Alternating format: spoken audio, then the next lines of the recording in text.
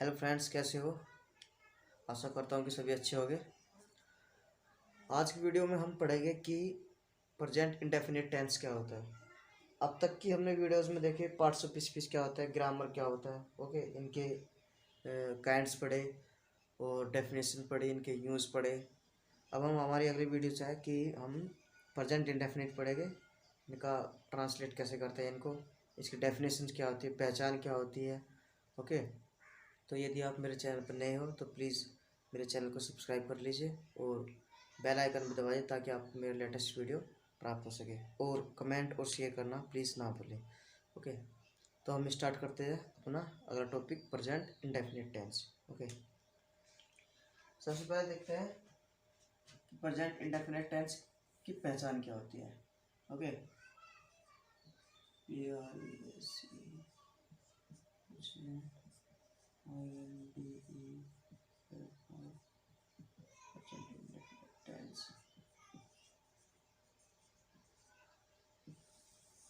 Okay दोस्तों, इन sentence की पहचान होती है कि ये हम पहचान लिख रहा हूँ मैं,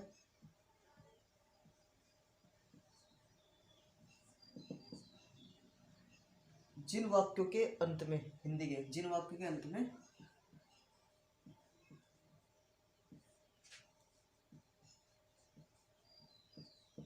जिन वाक्यों के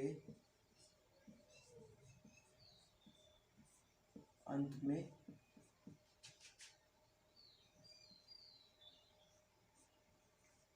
ता है, ती है, ते है, ओके। जिन वाक्यों के अंत में ता है, ती है, ते हो आदि शब्द आते हो तो ये पहचान कर लीजिएगा कि ये सेंटेंस, ये वाक्य प्रेजेंट इंडेफिनिट टेंस के वाक्य हैं, ओके। ये भी तीन, अभी हम देखते हैं कि ये कितने तरह के होते हैं प्रेजेंट इंडेफिनिट टेंस। तीन तरह के होते हैं, अफर्मेटिव, नेगेटिव और इंट्रोगेटिव, ओके।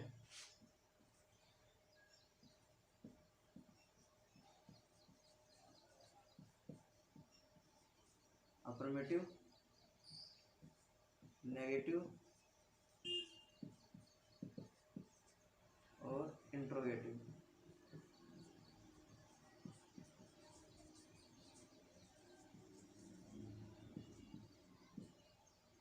ओके। अब हम इनके बारे में पढ़ेंगे कि अफर्मेटिव को कैसे ट्रांसलेट करते हैं, नेगेटिव को कैसे ट्रांसलेट करते हैं और इंटरोगेटिव को कैसे ट्रांसलेट करते हैं। अफर्मेटिव सेंटेंस वे होते हैं जिनमें दृढ़ता, जिसमें कुछ कार्य होना है और उसमें नेगेटिव नहीं होता, ना वो इंट्रोगेटिव होता, ना तो उसमें प्रश्न पूछा जाता और ना ही वो इसमें कोई नकारात्मकता भाव, उसमें सकारात्मक तरीके से कोई कार्य हो रहा है, जैसे राम खाना खाता है, वह जाता है, इस तरह के सेंटेंस को अफर्मेटिव सेंटेंस बोलते हैं। नेगेटिव में उसमें नकारात्मकता, निगोशिएशन का इफेक्ट होता है कि जैसे वह खाना नहीं खाता, वह नहीं जाता, ओके, नेगेटिव, इसमें नकारात्मकता भाव। इंट्रोगेटिव में प्रश्न पूछने का कार्य होता है, ओके। अब हम देखते हैं कि प्रेजेंट इंडेफिनिट को कैसे ट्रांसलेट करते हैं।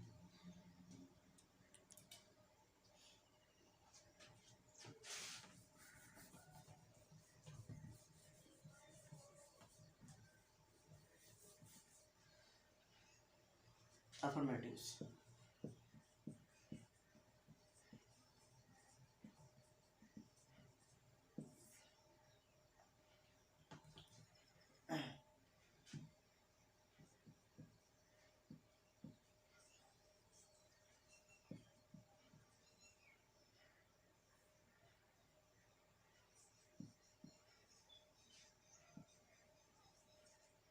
अफर्मेटिव का ट्रांसलेशन रूल, ओके। ये है subject plus verb plus object, okay. ये तो सभी का एक मेथड होता है ट्रांसलेट करने का, लेकिन यदि सब्जेक्ट हमारा सिंगुलर होगा, ओके, यदि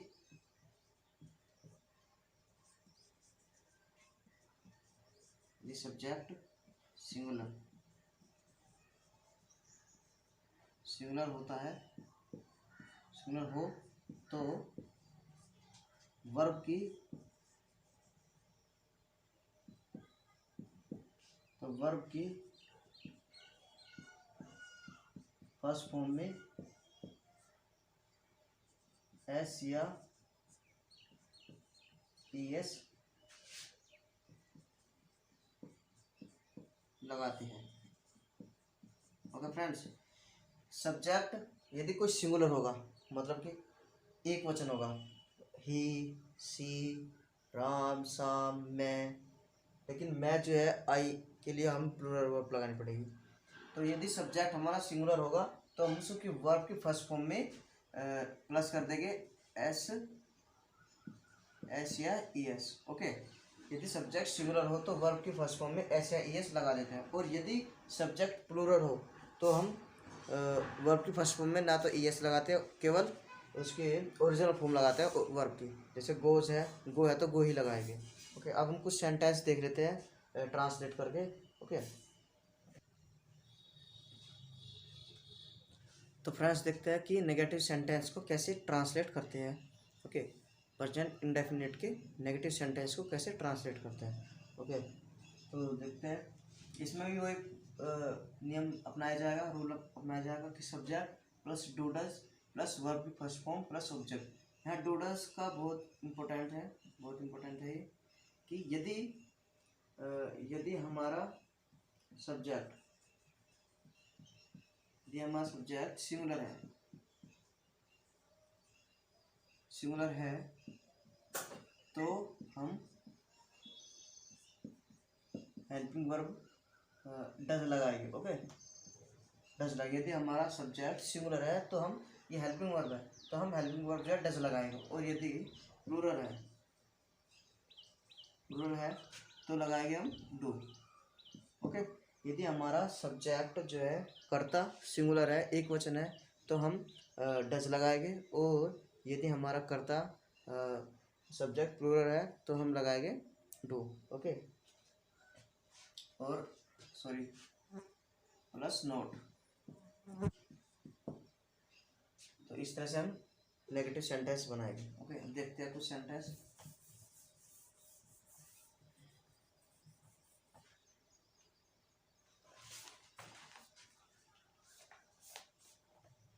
बच्चे नहीं दौड़ते। ओके, पहला सेंटेंस हमें बच्चे नहीं दौड़ते। बच्चे नहीं दौड़ते।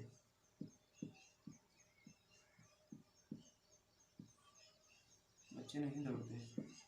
अब देखो, बच्चे जो है यहाँ पे प्लूरल है, एक से अधिक है, तो हम क्या करेंगे, डू लगाएंगे। ओके, तो चिल्ड्रंस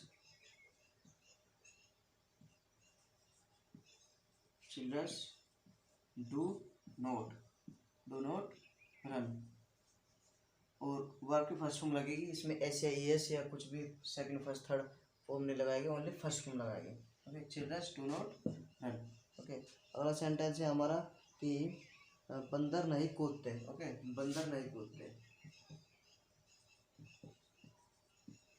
बंदर नहीं कूदते।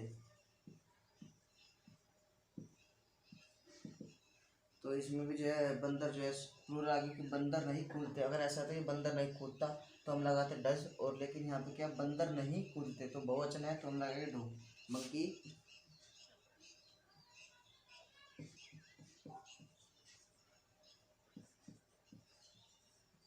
monkeys okay, monkeys do not jump। Okay friends, समझ में आ रहा है ना।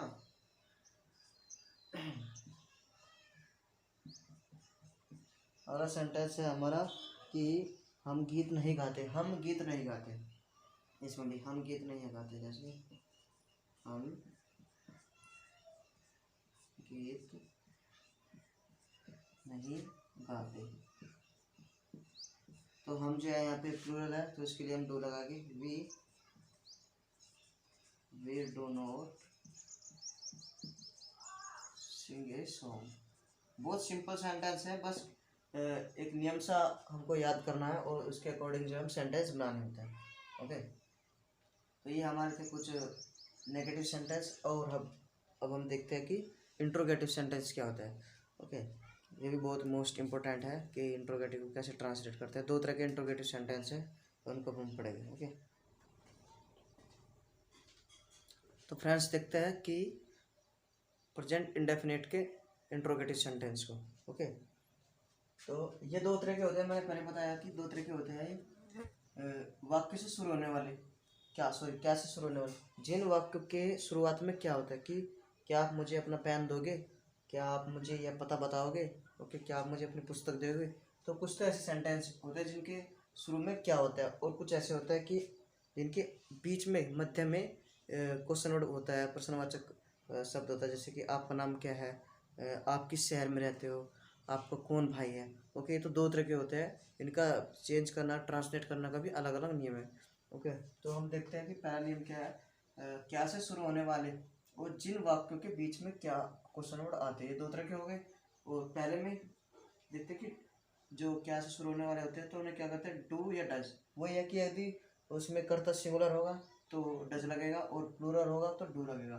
इसके बाद सब्जेक्ट प्लस वर्ब की फर्स्ट फॉर्म प्लस ऑब्जेक्ट, इस मेथड में हम सेंटेंस को ट्रांसलेट करेंगे। और यदि बीच में आ जाए क्या कि आपका नाम क्या है, तो question word plus as it is, आगे बिल्कुल सेम हो जाएगा।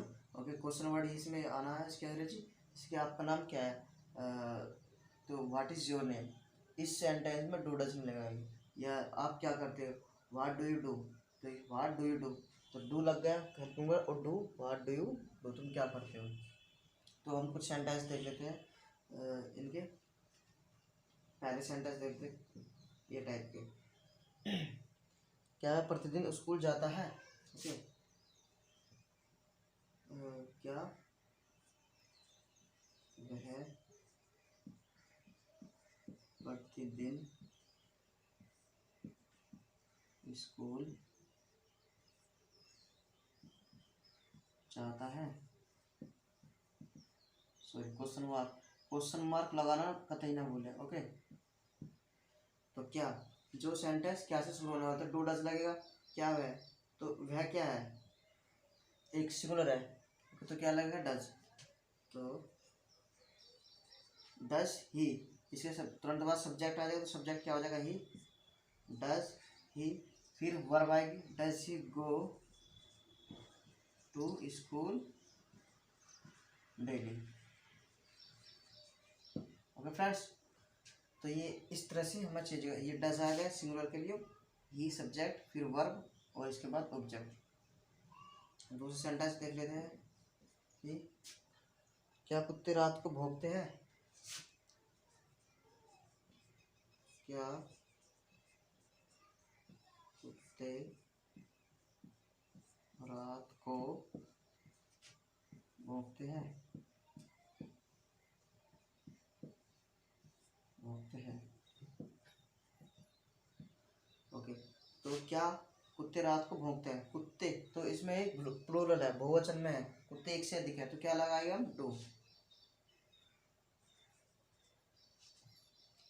Do dogs, do dogs bark, do dogs bark at night, at night, NIGHT, do the dogs bark at night. Okay, the होगा, आपको दा लगाना होगा हमें, sorry, do the dogs bark at night. और बार्क में हमें ओनली फर्स्ट फॉर्म लगाए, original form इसमें ऐसी है इसने लगाएंगे क्योंकि हमने डू पहले लगा दिया, और इंट्रोगेटिव सेंटेंस में फर्स्ट फॉर्म ही लगती है। ओके, तो कुछ सेंटेंस और देख लेते हैं, जैसे क्या तुम गीत गाती हो, क्या तुम गीत गाती हो। ओके, गाती हो, तो क्या तुम, तो जब हम प्लूरल बनाएंगे तो हमें यू का प्रयोग करने पड़ेगा कि क्या तुम, क्या यू का प्रयोग है, तो यू जो है प्लूरल में होता है, तो इसके लिए हम क्या लगेगा, do, do you sing a song. Okay friends, तो ये हमारे प्रेजेंट इंडेफिनिट के इंट्रोगेटिव सेंटेंस के फर्स्ट पार्ट था। इसमें जो क्या से शुरू होने वाले होते हैं। अब हम देखते हैं कि जिन वाक्यों के बीच में क्वेश्चन वर्ड आते हैं। ओके,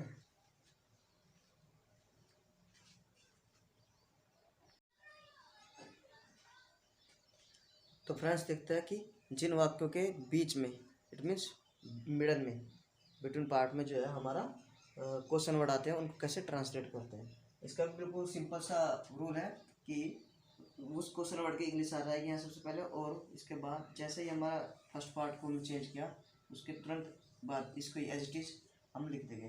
ओके, जैसे पहला सेंटेंस ले लेते हैं कि आप कहाँ रहते हो। ओके, आप कहाँ रहते हो। ओके, तो कहाँ बीच में आ गया, तो इसकी अंग्रेजी हम लिख देंगे शुरू में, तो कहाँ वेयर। वेयर इसके बाद वेयर आप जो है बहुवचन में दिया जाएगा, तो हमने क्या किया, डू लगा दिया। वेयर डू यू, सब्जेक्ट आ रहा है तुरंत बाद, where do you live. Okay, तो दूसरा सेंटेंस देख लेते हैं।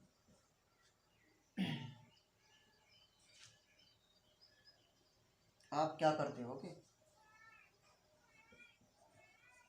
आप क्या करते हो, तो ये भी सिंपल सा है, तो इसकी अंग्रेजी आ जाएगी। तो अब यहाँ पे क्या आ जाएगा, हमारा डू आ जाएगा। व्हाट डू यू, ये तो हेल्पिंग वर्ब है और ये वो करता है, उसकी अंग्रेजी आ गई, तो what do you do. Okay, और फोर्थ सेंटेंस देख लेते हैं।